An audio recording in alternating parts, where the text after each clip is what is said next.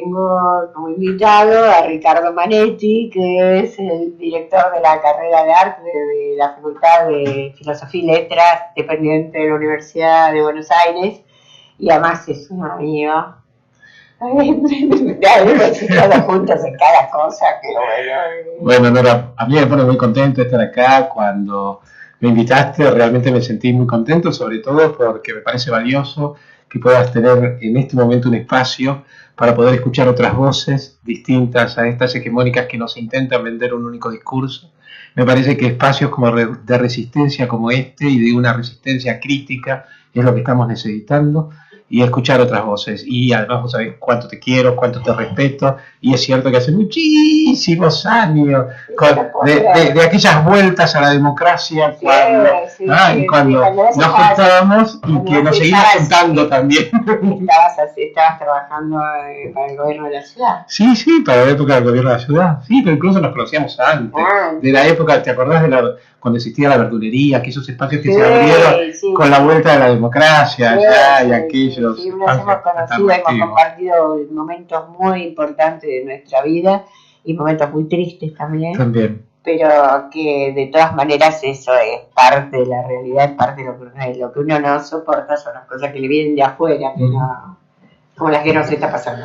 Sí. ¿Cómo está viviendo la universidad esta situación? Bueno, la universidad, y sobre todo en el caso de la Universidad de Buenos Aires, y en el caso concreto de mi facultad, que es la Facultad de Filosofía y Letras, desde ya que tiene un posicionamiento claro, crítico, frente a todo lo que significan las medidas instrumentadas por este gobierno, ¿no?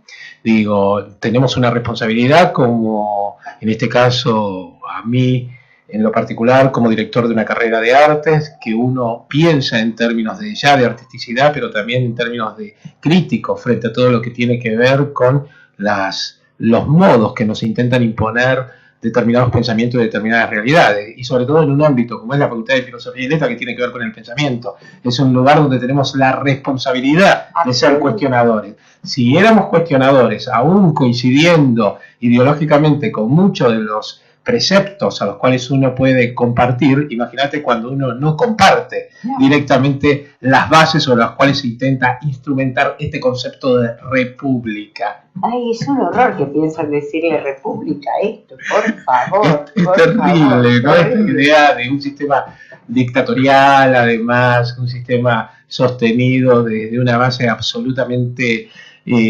capitalista y desde un poder económico de unos pocos, ¿no? Que desde ahí construyen. Por eso hay palabras mucho más ricas, como se decía, lo que significa la nación, lo que es el pueblo, frente a veces cuando intentan hablar de una república, que es recuperar el concepto de república. En este caso lo bastardean, ¿no? Sí, sobre todo porque en los últimos tiempos realmente con muchas cosas que se hicieron muy bien, algunas que faltaba hacer, sobre todo algunas que faltaba hacer, ¿no? Y yo creo que así como yo creo que en los últimos 12 años nosotros recuperamos, por ejemplo, el orgullo de ser argentino. Por una batalla, la gran batalla yo creo que fue la de la dignidad, primero que todo la de la dignidad. Creo que recuperamos los signos patrios, que los habíamos dejado de lado. A mí me ha vuelto a emocionar el himno, a mí y a todos.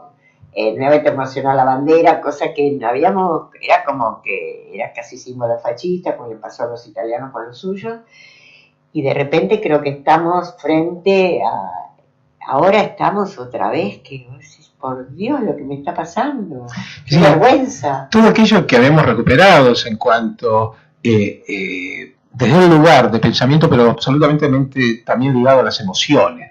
Habíamos recuperado también esta idea de la dignidad que vos decís y los elementos sensibles y aquello que habíamos despotricado frente a lo que podía ser reconocernos frente a los colores de nuestra bandera era algo que sin ninguna duda en esos 12 años logramos recuperar y sentirnos orgullosos. Además también desde un pensamiento de territorio, de región, de poder inscribirnos dentro de sentirnos Latinoamérica, algo que siempre nos había costado muchísimo. Y poder entendernos en la Tierra Grande, de poder revisar desde un posicionamiento crítico nuestra historia, de poder recuperar figuras olvidadas porque las historias oficiales las habían negado y ahora volver a encontrarnos nuevamente frente a esa negación. Ni hablar de estos negacionismos, ¿no?, que se han planteado con estos nuevos este nuevo gobierno. Nos están negando todo, ¿no? Nos están negando identidad, pertenencia, nos están ligando muchas cosas y además están generando un mundo de mentira. Absolutamente, absolutamente. Y además generan un sentido de que esto es así. La idea de naturalizar, de entender que pareciera que no se pueden cambiar, cual justamente lo que uno tiene que plantear, y me preocupa, digo cambiar porque la palabra cambia hasta eso, han generado una situación problemática que uno encuentra que hay palabras que ya no puede decir, cuando en realidad debe decirla, pero entendiéndolo desde otro lugar, porque en definitiva es intentar buscar una idea de que las situaciones no pueden ser cambiadas y esto es lo que nos tiene que ocurrir y esto es lo lógico. Me dice, ¿cómo esto es lo lógico? No, ¿Cómo es esto? Es terrible, no podemos estar si no aplicamos estas tarifas, no podemos, no, es la pesada herencia. Yo siempre digo, mirá, la pesada herencia son todos los derechos adquiridos, todos los respetos adquiridos, la dignidad adquirida, todo eso es la pesada herencia. La patria es el otro, eso, ahí poder recuperar el concepto de patria, vamos a hablar del concepto de dignidad, el entendimiento con el otro, y acá vienen justamente a negar esa presencia de un otro. ¿De qué patria me quieren hablar?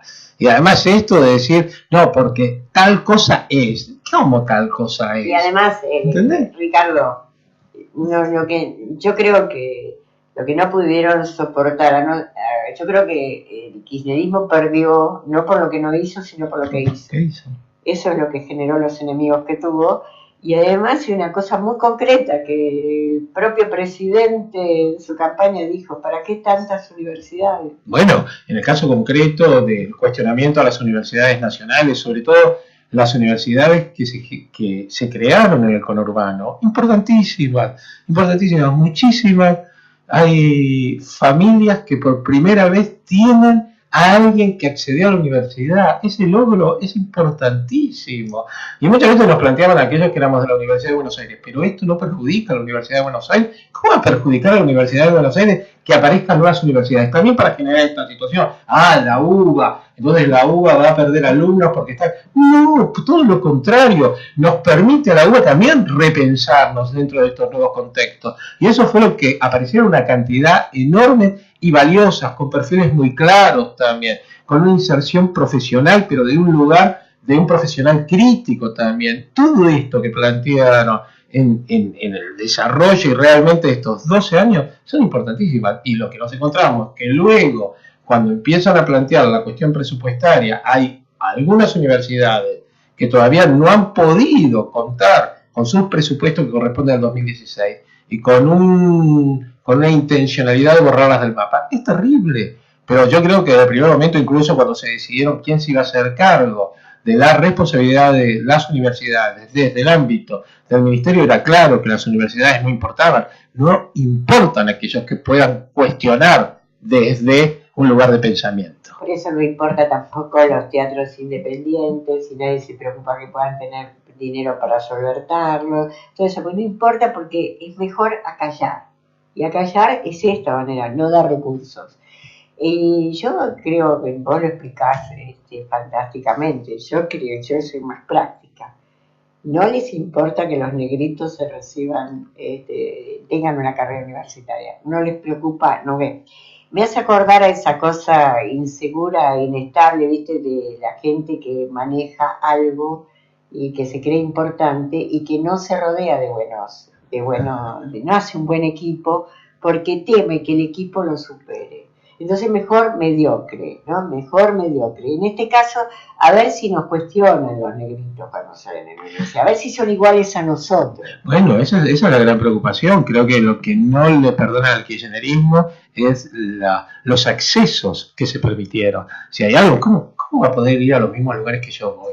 ¿Cómo va a poder tener lo que yo puedo comprar? ¿Cómo va a poder recorrer lugares y adquirir productos que solamente me corresponden a mí? Ni hablar de una educación, ni hablar. Entonces cuando dicen, sí, ocupémonos de la educación en los jardines de infantes. Desde ya que es importante una educación en los jardines de infantes, pero lo cierran ahí. Digo, acá hay un punto... Claro, y yo les digo una cosa. Es un país de jardín de infantes. Claro, yo les digo una cosa, yo no fui al jardín de infantes. Yo tampoco. Aparte de eso, vos ya conocés a mi hija, a Javiera. Vos sabés que debe haber pocas personas con un pensamiento tan claro, es egresada de la UNA en la carrera de letras, es una de las personas más inteligentes que yo conozco. Y Javiera nunca quiso ir a ver. Ayer te cuento algo de esto, que forma parte de la anécdota. Ayer, bueno, fue mi cumpleaños y nos reunimos en la casa de mis padres, estaban mis hermanos, estaban todos.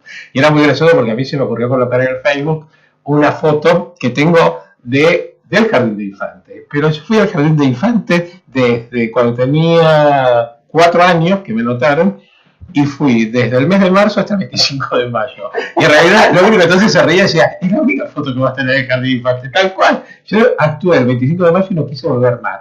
Y al año siguiente justo se dio la posibilidad de que uno podía entrar con 5 años y pude ingresar. A mí no me interesaba el jardín de infantes. Realmente era que lo tenía clarísimo, no me interesaba lo que ocurría en el jardín de infantes. Cuando fui a la escuela, me interesaba la escuela, aquel lugar donde se podía, ya que siempre una cuestión lúdica podía estar, pero ese lugar de aprendizaje, de pensar, de otro lugar de pensar. Javiera sale 5 años también. Entonces decir, ¿qué estamos hablando? En realidad lo que quieren es colocarnos en un lugar de infantilismo, ¿no? Distraernos, esto es lo que hacemos. Lo que quieren es distraer. Entonces, es algo que no tiene nada que ver con crecer, yo no sé qué te pasa a vos, pero a todos nosotros nos ha pasado siempre lo mismo, solo que ahora es al revés. Siempre veníamos de una situación espantosa y pasábamos otro con la esperanza que fuera mejor. Ahora venimos de una situación donde éramos bastante felices, donde hacíamos bastante lo que queríamos, y esto hemos como caído en picada, ¿no es cierto? En todo, en la gente que uno quiere, la gente que ya no tiene trabajo, nosotros mismos, que a nadie le alcanza el dinero, nadie tiene la posibilidad de soñar como soñaba. Además, lo que vos decías antes lo dijo directamente de uno de estos genios de que tiene alrededor, que dijeron, ¿para qué es eso de que todo el mundo puede tener un celular, que puede tener plata, que puede la vicepresidenta lo dijo también, que habíamos vivido equivocados, que no todos teníamos que tener derecho a lo que le correspondía a alguno, es decir, había un sistema clarísimo de clase que están señalando, ¿no? Absolutamente. Digo, lo que sí yo creo, y en esto yo por un lado y cuando te decía que también uno tiene a veces hoy, incluso revisando esos posicionamientos más críticos también, yo creo que mucha gente también entendió que las cosas se daban de manera muy fácil, y no entendieron todo lo que significó para el kirchnerismo conseguir todo esto. Y ahora, por eso, es decir, no pueden entender, porque también hay mucha gente que realmente logró modificar su vida, lograr determinados beneficios a través de las políticas públicas del kirchnerismo, que además hoy están negados a la realidad de decir, no es así, esto significó logros en términos políticos, logros en transformaciones ideológicas.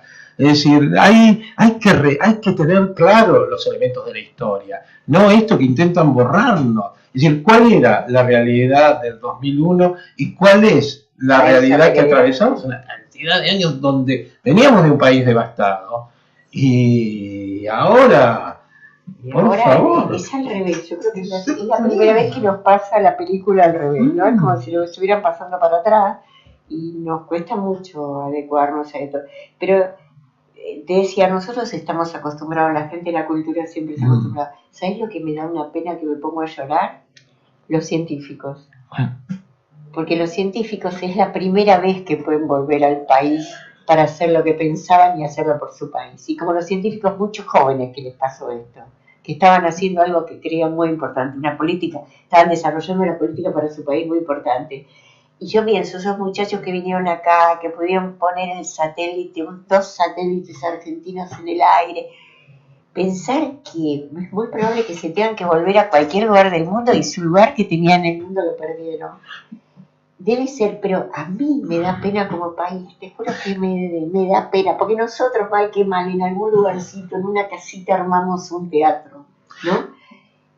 ¿Dónde arman ellos sin una estructura? Porque además necesita, forma parte, vos hablabas de las políticas públicas, justamente el pensamiento científico tiene que ver con esto, no es Y además estas situaciones paradojales. En las últimas semanas estamos recordando un hecho tan atroz como fue la noche de los bastones largos.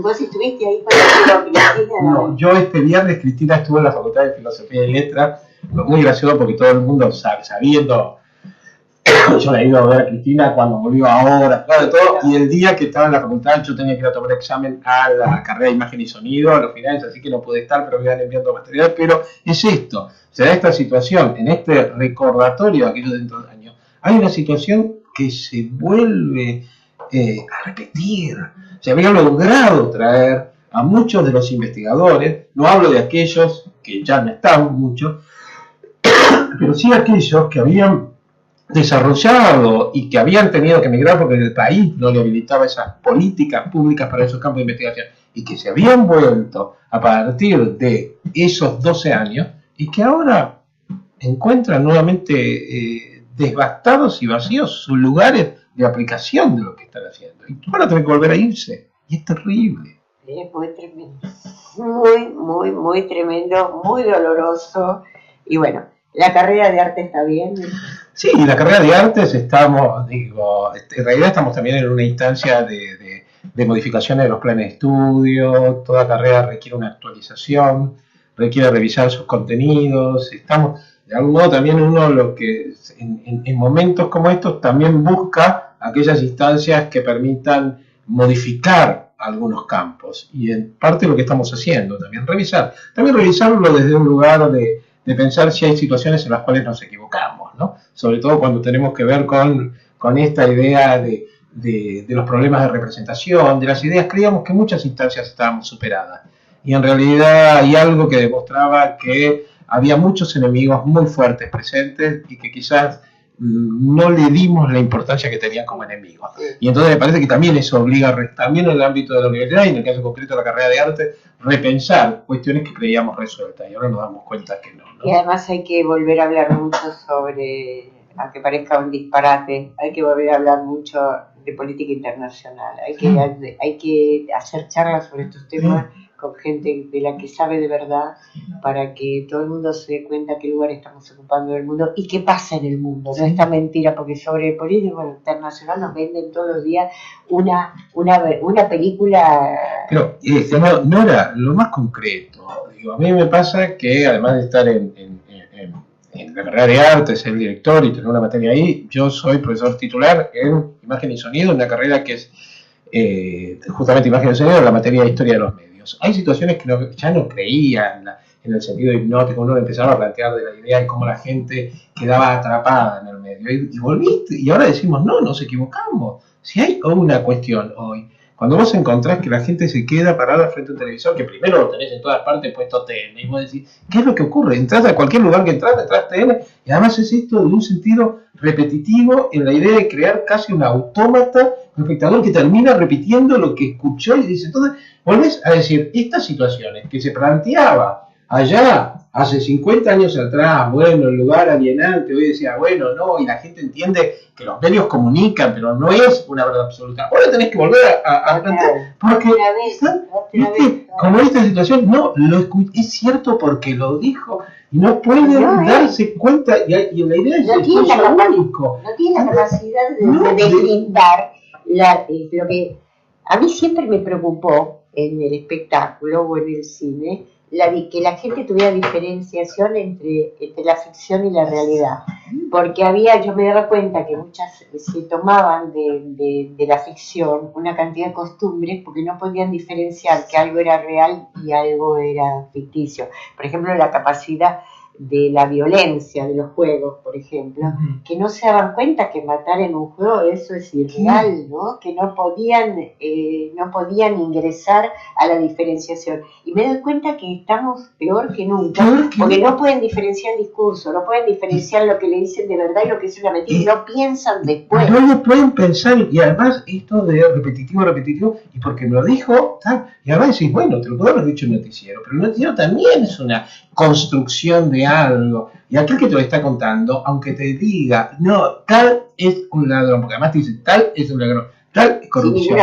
Sin ninguna prueba, y además ni siquiera es yo pienso, o yo puedo, no, es El potencial ha sido eliminado. Entonces, esta idea de que todo es, y que como es incuestionable, y es una verdad absoluta, es muy peligroso. Esto es absolutamente, son los regímenes totalitarios los que construyeron este concepto. Entonces también, decir, hablamos de una democracia, pero ojo, ¿de qué tipo de democracia estamos hablando? Entonces ¿dónde está sostenido desde ese poder mediático también, ¿no? Ay, qué interesante. Yo estoy total y completamente preocupada por esto. Los que tenemos alguna idea de cómo son los medios, porque trabajamos en medios y sabemos que cuando nosotros éramos chicos, nosotros sabíamos que la nación defendía al campo. Sabíamos que la prensa defendía los intereses norteamericanos y teníamos todo muy claro. Totalmente claro, nadie se llamaba engaño. En mi casa todo el mundo lo sabía y mi papá no era un intelectual y lo sabía. Entonces, toda esta confusión generada en los últimos tiempos, donde los diarios en lugar de informar pasan verdades absolutas que la mayor parte de las veces son mentiras, es horrible, es peligroso, es muy peligroso. Y bueno, veremos, tenemos que reunirnos más seguido. Desde ya, te voy a invitar a veces para discutir. Creo que es fundamental que le contemos a la gente, que debatamos con la gente esto, de no tomar todo lo que se dice a través de la comunicación como cierto, que el ciudadano tiene que tener la potestad de discutirlo. Y también me parece que es importante, nosotros las últimas veces nos hemos encontrado en marcha, es importante hacerse ver también como cuerpo, que somos un cuerpo pensante y marchar. Tenemos que verlo, porque si nos invisibiliza, tenemos que hacernos más visibles que nunca. Mira, yo tuve una experiencia maravillosa. Yo llegué a la plaza muy tempranito y no había llegado a las grandes columnas. Y la primera columna que entró de costado y yo iba caminando y llevaban, viste, como muchas columnas, la bandera larga que sostiene entre varios. Y dejaron la bandera para abrazarme y me dijeron, gracias compañera. Te juro que me sentí con una profunda felicidad, porque a veces yo digo algunas cosas y hay quien lo viraliza y la gente está conociendo. No tiene por qué saber que toda mi vida ha sido así igual, pero ahora digo más cosas, ¿no? Y creo que es el momento que uno tiene que decir más cosas. Y me sentí muy feliz con eso, muy, muy feliz. Como de seguir teniendo amigos que siguen estando del mismo lado, que tenemos una vida dedicada a pensar de una manera y que no hemos cambiado con el tiempo. Y esto, en un momento de tantas decepciones, es muy, muy bueno, Ricardo. Muy bueno. Te agradezco muchísimo que hayas venido, te agradezco muchísimo todo lo que haces y te agradezco mucho en función de algún amigo que hemos compartido mucho alguna vez. Y la verdad que gracias por estar hoy. Ricardo Manetti, un gran amigo, un gran profesor y el director de la carrera de artes de la Facultad de Filosofía y Letras de la Universidad de Buenos Aires. Gracias, Nora, y te quiero muchísimo. Y lo vamos a despedir con un tema que tenemos por ahí que yo quería dedicarme. A ver, ¿puede ser?